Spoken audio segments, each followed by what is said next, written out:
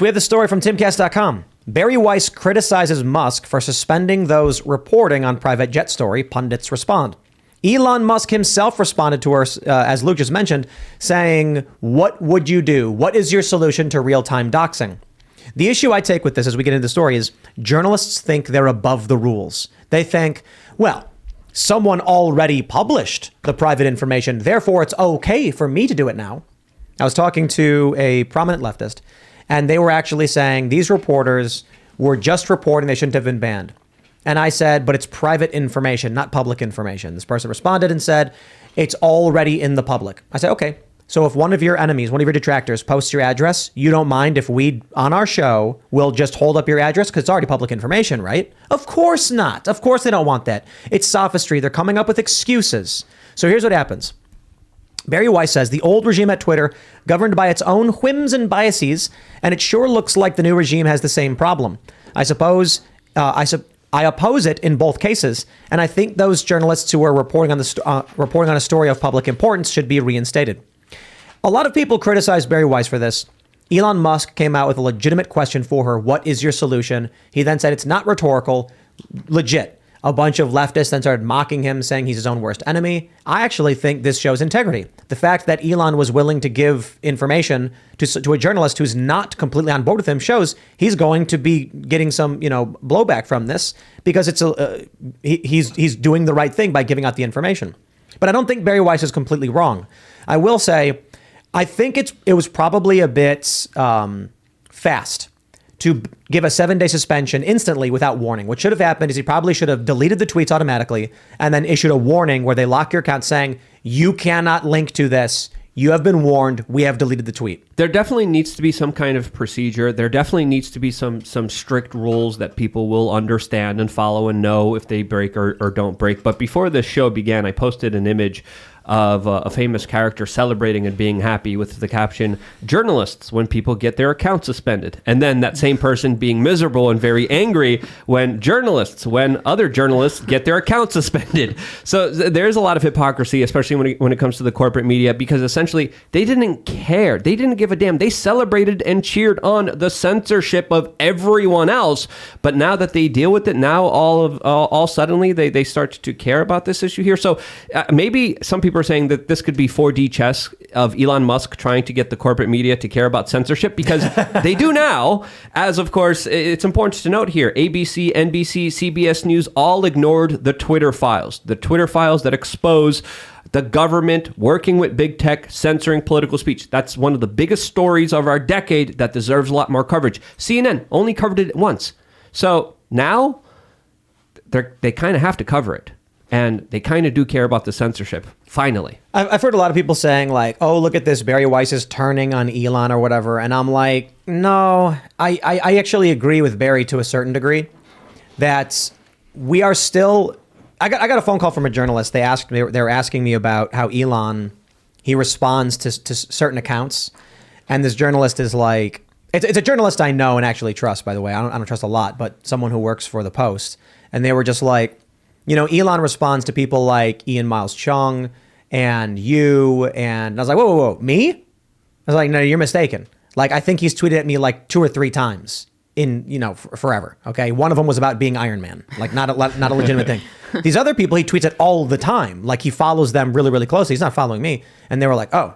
And I was like, yeah, I actually think it's a problem.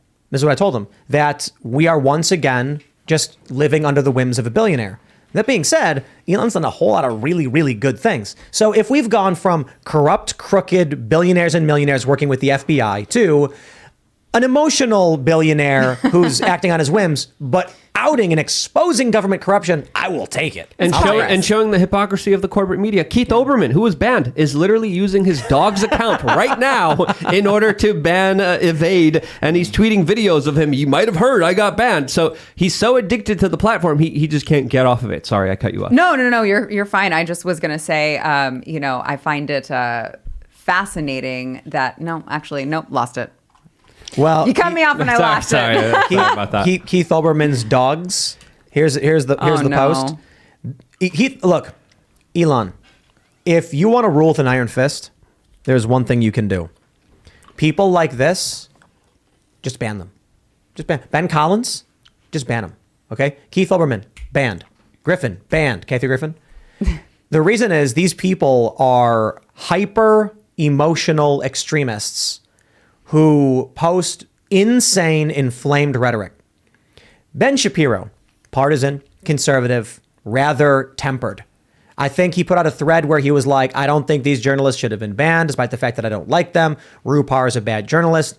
But if they're reporting, like, he's got his opinions. He's got strong opinions, but he's not going on Twitter and screaming at the top of his lungs and shaking his face like Keith Olbermann does. Olbermann calls for like military rendition of people. It's just psychotic rhetoric, but it works. You know who I'm starting? There's a follow I recommend, and two guys. The Krasenstein brothers. Do you guys remember the Krasensteins? Yeah. Are they back They're on back. Twitter? They're back. Oh, I didn't know and this. they're great. And they're great. So I actually had them blocked and muted. They come back and I unblock and unmute them because I guess they reached out to someone and said, hey, Tim's got us blocked. I unblocked him. And they posted some funny jokes. They're actually having sane, rational conversations about what's going on. I think Brian posted something about, if the reporters are publishing public information, it shouldn't be, banned. I responded with, it wasn't public, it was private. And Aaron Rupar, one of the journalists who got banned, admitted to linking to it. And the response was, interesting points. Can you provide more information and evidence? I sent it to him and he says, very interesting. I still think there should be a procedure for this so that people understand. I said, you are correct. Whoa. That's fantastic. That is a guy who hates Donald Trump, who has called him out and annoyed a lot of people, but actually having a real conversation and saying, okay, I disagree with you on that one, but that is correct. I got to agree. And I'm like, that's the kind of rhetoric we want. Yeah. Keith Olbermann is the opposite. He ban-evades. He's unkempt. He's ranting. I mean, let me play some of this for you. For not doing something he claimed he would never. Donnie O'Sullivan, Ryan Mack, it's the baptism scene from the Godfather movie, and we all got whacked by Don Elon Musk Leone. For a moment last night, I thought, he did this just so we'd all forget about Donald Trump's stupid baseball cards from yesterday. Let me talk about that, too. Plus, Thurber's the catbird seat. This guy desperately needs to be cut off from Twitter. I'm sorry. He's just like reading off this terrible stand-up routine that he's been rehearsing. And he's reading tweets on paper. He's got other people's... Dude, you need to go touch grass. Every time I watch one of his videos, I think to myself, doesn't anyone in his life love him enough to get him the help that he needs? Apparently not. He must just be that kind of a person. They can't help but bring in Donald Trump into the equation. Everything. This is an Elon Musk story exclusively. So but let me talk about Trump and his NFTs. Hey, I'm not a fan of the NFTs, but come on, man. I love people will tweet at me like touch grass, Tim. And it's like, dude, I go skating almost every day. I've got an electric motorbike that I ride around. I'm in big fields and there are trees and there are deer. There's too many deer, guys. No, this is getting crazy. No, there is a lot. There's 15 I was hoping I would see one on the way in. You'll see them tonight. I mean, it's crazy. Yeah. A year ago, there was 3. Now there's 15 on my lawn every night. Wow. Now I'm getting worried. But I'm out here, getting away from the city. I'm on Twitter posting jokes and ish posts and nonsense because I just think it's all silly.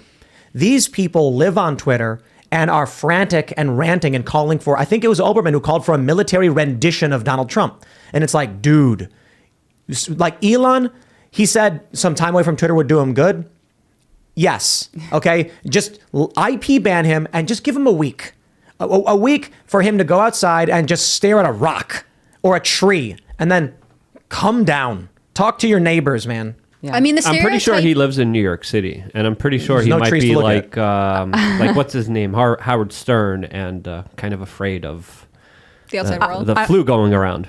I want to go back to, it came back to me, the point that you were making about Elon, and it's like, okay, we're making a little bit of progress, right? Baby steps. But I also think it is important, and I'm sure you guys have talked about this, but I think it's very important for people to remember, because there are a lot of people on the right who... they're like the nerdy kid at the dance. They're like, oh my God, someone finally likes us. Please, yes, invite me to the dance. And it's like, I would not say he's with you on all things. We'll take the win when we can get it, right? But he's a transhumanist. He's a big, climate change guy. Progress is progress. Let's take baby steps. We'll take the wins where we can, but don't get too trusting in just this one guy. He's going to be your savior. I think Elon will ultimately strip Twitter to its bare bones. And a lot of the things that are being talked about with rev share and stuff probably won't happen. Very, very loose prediction right here. I don't know if it's likely or not. I'm just saying, here's what I see.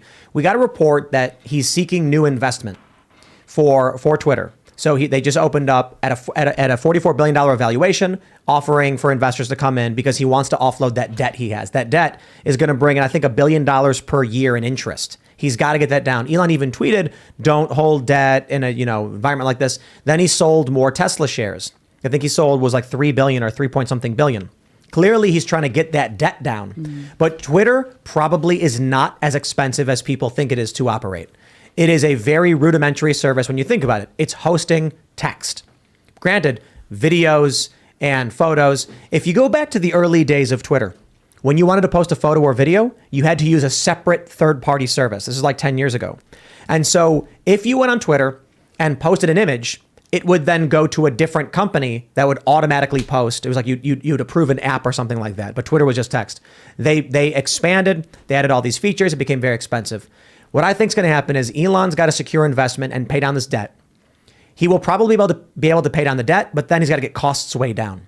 They're not getting enough Twitter Blue users. So what I think will ultimately happen, it will probably, just maybe, from where we are right now, there's 1,000,001 variables standing before us. I think Twitter could eventually become a decentralized Fediverse-style app, which will just be a massive community. He sold $3.6 billion worth of Tesla stock just recently. Wow. And it's going to be interesting because I don't see him kind of doing that. I see him kind of moving forward with the X app, the app of everything, the WeChat of China here in the United States. But it's important to know here, he fired, what was it, nearly half of the staff? 80%. 80% of the staff at Twitter, and the app's working better than ever. I know. Like Twitter's amazing right now. Everyone wants to be on the app, including Keith Olbermann, who's on his dog's account, including Kathy Griffin, that's on her dead mother's account.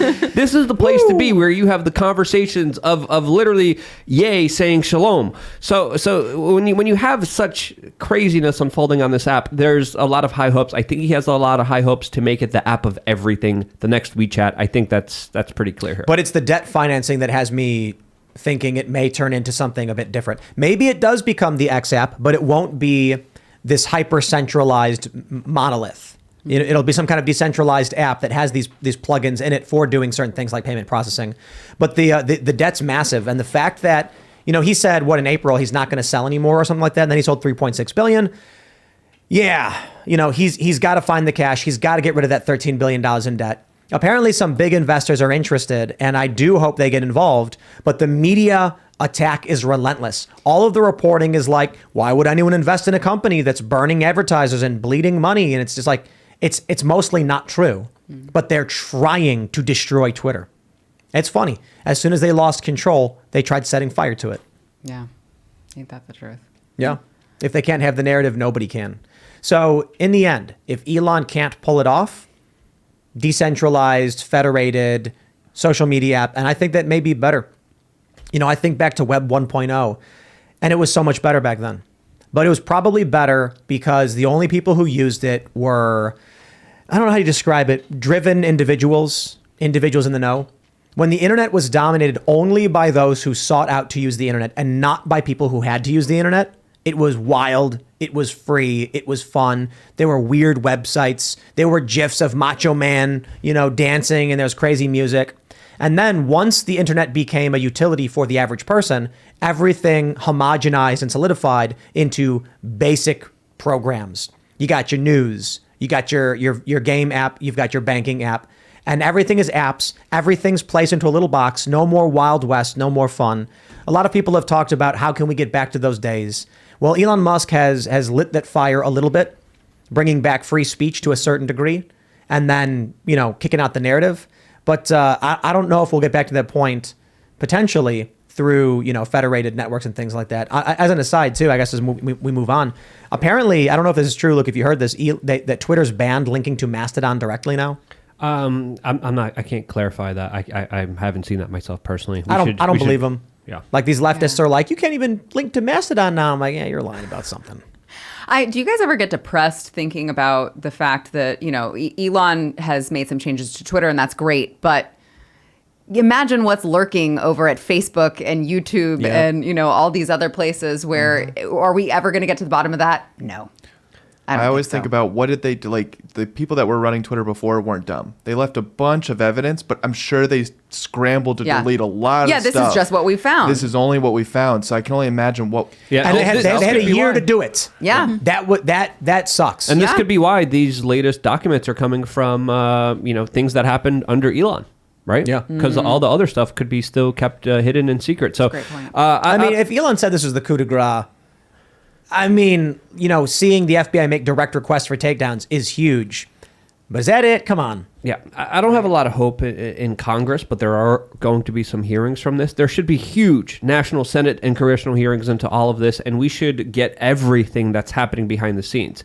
There should be a total disclosure, because if the same FBI agents are going to Twitter, they're probably also going to YouTube. They're probably also going to Facebook. So if they are subpoenaed, if the files aren't destroyed or deleted or covered up, which they probably are, there's going to be links to other channels. There's going to be a bigger kind of onion unraveling here. So I just feel like we're we can only hope the surface. Yes, it is. This is what we know. This is what's on Twitter's side. Imagine what's on the government side. That's why I've got to get really depressed. That's really dark for me to think about. Like, God, this is disgusting, and this is just scratching the surface. Wait until you find out about the island that they go to. For me, it's that unless you make it all public, all of the accounts, or what was the term, de-amplified, have no way of knowing that they were targeted. And without that evidence, not that I think they get a fair day in court, but they are completely reliant on big tech and Congress working it out. They have no chance to advocate for themselves. They need to be able to say, hey, look, here's the communication. Here's the list that Twitter and the FBI put me on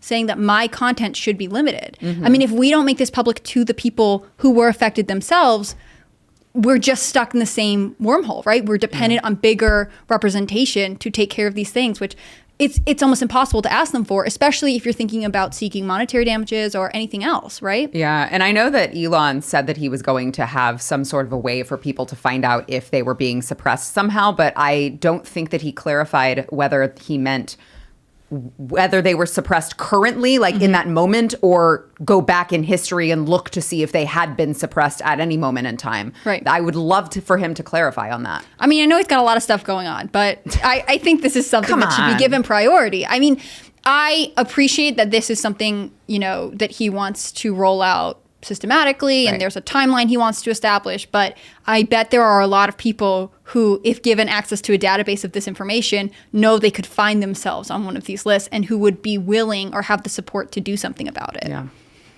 Well, kiss that government funding for SpaceX goodbye. I mean, with all the people he's upsetting. Oh, yeah. Can we give a shout out to Mike Lindell, who's back on Twitter, to Jim Hoff, the Gateway Pundit, who's back on Twitter, and of course, James O'Keefe, who is back on Twitter.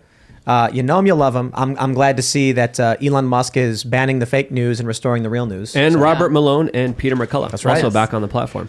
Good days, huh? Good days. I think that it's, you're talking about banning people for satire and comedy and stuff and how that was wrong. And I don't disagree with you, but I do think it's important to take a step back and say, like, well, it's not just that, right? Like, people still should be allowed to post something that's just completely inaccurate as well. It doesn't have to be that it's satire or comedy or anything else.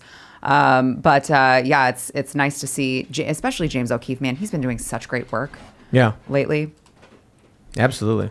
I am going to I'm going to pull up a story real quick while you guys. I was going to say that Keith Olbermann reminds me, how like they say the people who are addicted to the social media are like teens, like especially teen girls, and you take their phone away and they freak out. Like, I feel like that's actually Keith. Like, he's more hormonal than a teen girl. Right. He's so addicted to the likes and reactions on Twitter that he is like going onto his dog's account. He can't be away from him. I actually not really know that much about him before this, and it's such a weird impression. Thanks for watching this clip from the Timcast IRL podcast. Hang out with us live Monday through Friday at 8 p.m. and become a member over at timcast.com for uncensored, members-only shows exclusive. Thanks for hanging out, and we'll see you all next time.